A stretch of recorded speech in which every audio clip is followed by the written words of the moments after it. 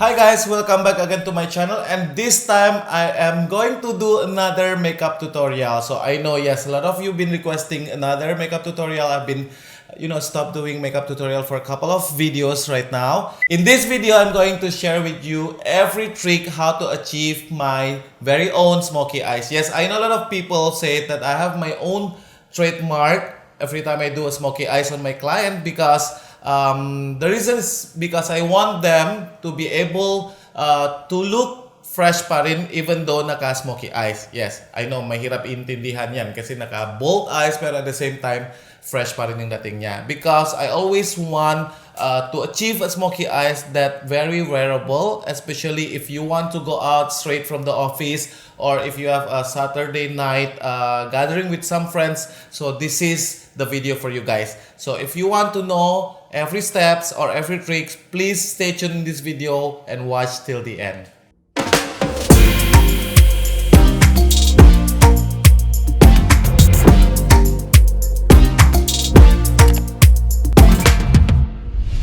So guys, today we're lucky to have my good friend Tina Marisigan to be part of this video. So we've been friends since 2011. Yes. So this is the first time ulit nakita ulit kami. Yes. Finally. And well, we've been planning this episode since 2011 din ba? No, since my first video on YouTube. Yeah. Diba? I'm super excited to be part of this, Albert. Thank you for being part or for granting us to have you on our video. Thank you too. So today I'm going to do a makeup for you, yung typical glamour eye makeup ni Albert Kurniawan, which is my own style. Alam mo naman, di ba, yung That's your signature. Yes. Pero at the same time, hindi siya yung super bold, super itim or super intense. Kasi you know me, like every time I do a smoky eyes, I still like to give the fresh effect, diba? So that's the makeup look that I'm going to share with everyone today. And this can be applied to any Filipina. Yes, of course, definitely. Kasi that is why I like to do or I like to create smoky eyes yung wearable. Ayun. Yun, diba? So kasi I know a lot of you there always ask me like how to do smoky eyes. Pero a lot of you there also na natatakot sa smoky eyes. Kasi when you said smoky eyes, it's just pang editorial or pang TV or pang magazine. Parang masyadong glamour. Or too scary for them, diba? So actually, smoky eyes is very fun, diba? Parang smoky friendly. yes, ganon. Yes. Oo. So let's start. Stay tuned for this video, guys. Yes.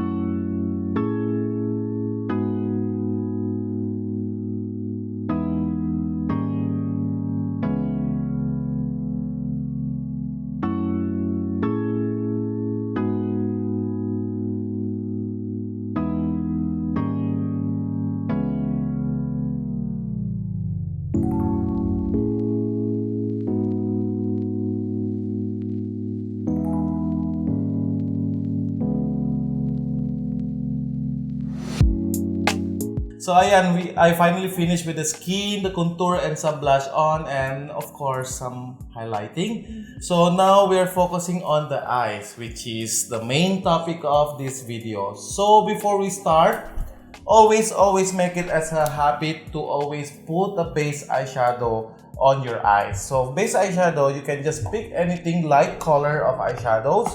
So normally I prefer it matte finish so that whatever color you put on top of it, you can still bring out the pigment of the eyeshadow. Because if you use a shimmer type of eyeshadow as a base, kinakain yung pigment ng lahat ng color yung ipapatong mo on top. So, for now, I'm going to use, of course, my Amore palette. Grazie. It's this kind of color.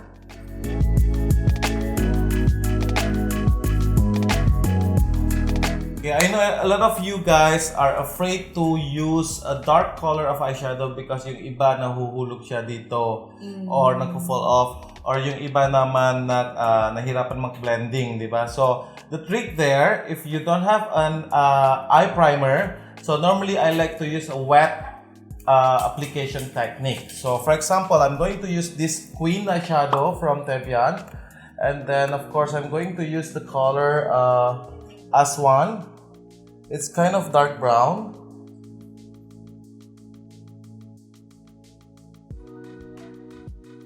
So can you see I'm just pressing the brush, spreading the eyeshadow to cover the entire eyelid. Open your eyes, and then while the eyes open, you try to observe left and right eyes should be the same height of eyeshadows. And also another thing with smoky eyeshadow kasi you don't have to mix or to use so much color kasi yun yung mali ng iba rin napansin ko kasi as me as a makeup artist, I personally like to use maximum of 2 colors, pero as far as I can keep to use 1 color only, and it's always nice to see also. The same brush and the same color also.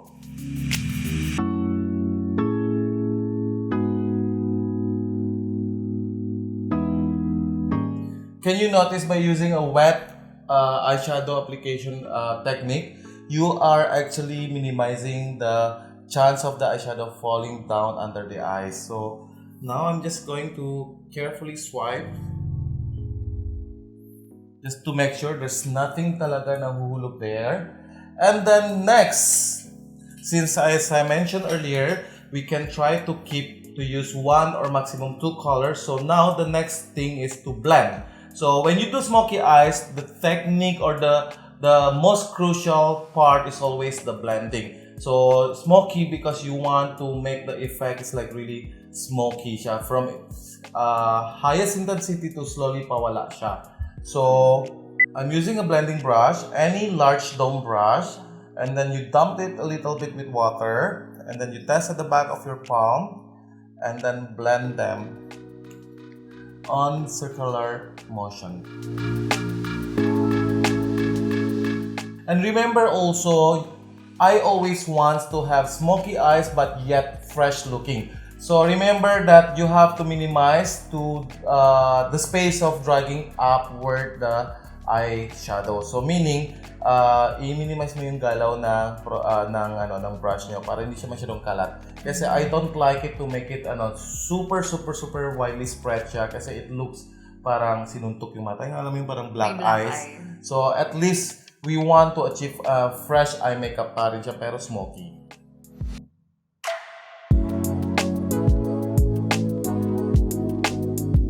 Then this is my other technique also. I always ask my client to look straight to the mirror, and then I put my blending brush at the crease part or at the folded part of the eyes, and then blend them and bring them inward. So now when you already blend them together and you notice sometimes the entire eyeshadows become really light. So ngayon, you want to build up a second layer of the same color or the same eyeshadows on the entire lid again, but this time, you will not blend them.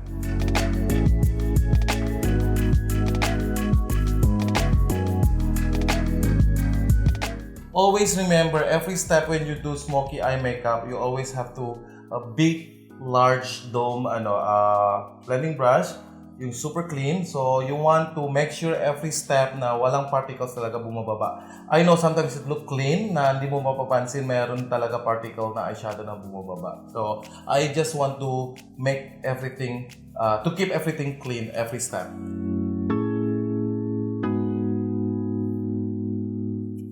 And then, of course, now I'm using the same palette also from Queen palette of Tevian. This time I'm going to use a matte black.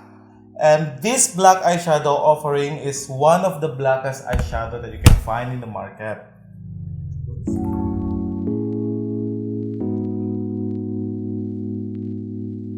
So using a flat angle brush, my favorite trick also is to draft the eyeliner first before you jump straight to the eyeliner. Kasi kung straight to the eyeliner, lalo na kung waterproof, it's harder for you to clean. So that's why I like to draft them first.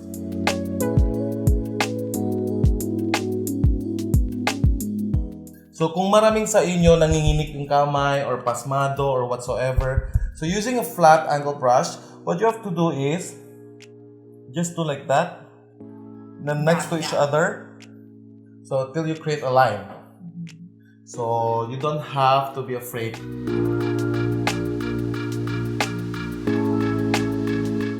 And then this time, when you already have the draft line, using a very small blending brush or a tapered type of blending brush, you just have to swipe the line just to make it everything faded.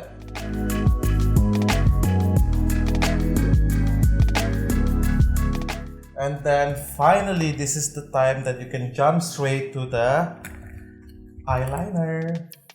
So for the pencil, of course, I'm using a very black pencil liner of Tevian in Thermagent. So sorry, medyo maiksi na siya.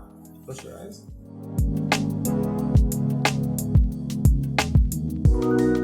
So can you see that I like to build up more layer of black, especially at the base of the lashes. So kasi I want it to make it that part is super intense black and then slowly, gradually mawala siya.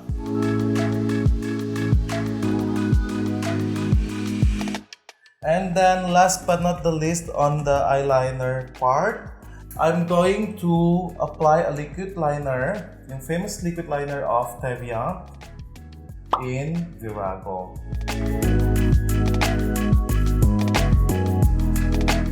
And then last, I'm going to use a pencil liner on the waterline. Of course, next is the her lash to make her eyes even pop. And then of course, mascara. Okay, now when I'm almost done, I like to check everything, and I notice now that the eyeshadow, the brown eyeshadow, not really seen. So I want to bring it a little bit higher. So by using a dry blending brush, using the same color again as one.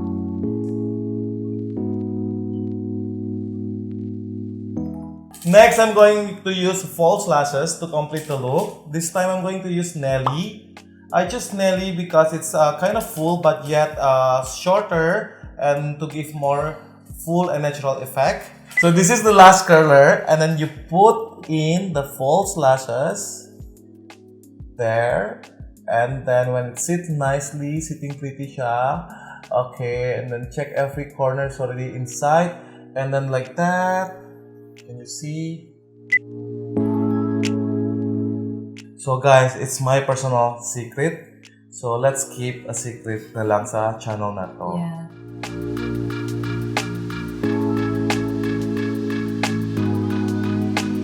So to make the both lashes stick together, you have to run through a little bit of mascara.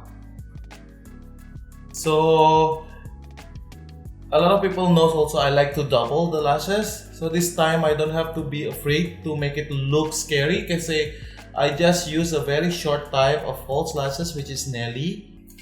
So now I'm technically done with the eyeshadows, eyeliner, and false lashes. So of course now it's left with eyebrows. So yung eyebrows ni Tina is a little bit kalat. Technically, I just remove the strays. because I want to keep everything natural pa rin. So now I'm going to use our eyebrow duo from Tevian. So I'm going to use the darker color first on the outer part. And then using the light color naman on the inner part of the eyebrows. So next, or the last part of the eyebrow is of course the eyebrow gel. I'm going to set the eyebrows with Tevian Brow Gel of Dame.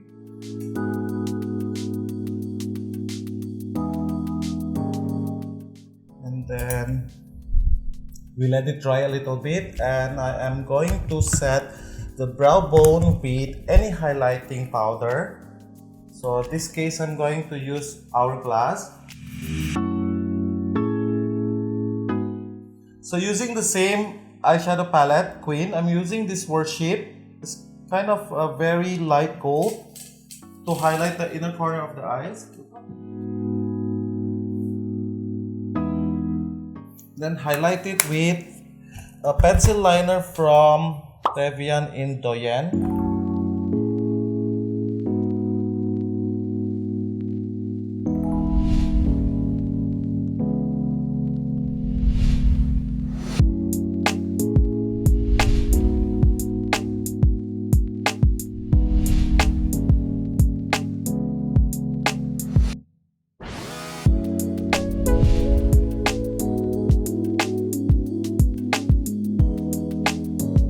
There you have it for today, guys. As you can see, you don't have to be afraid to do smoky eyes because it's easy to do also, like what I did today, using only one eyeshadow palette, and technically we only using one eyeshadow color. And then for you girls out there who's always intimidated by smoky eyeshadows or smoky eye makeup, you have to change your mind, girl, because sometimes when you do smokies, you can hide a lot of things. For example, you can hide your eye bags. You can even make your eyes bigger.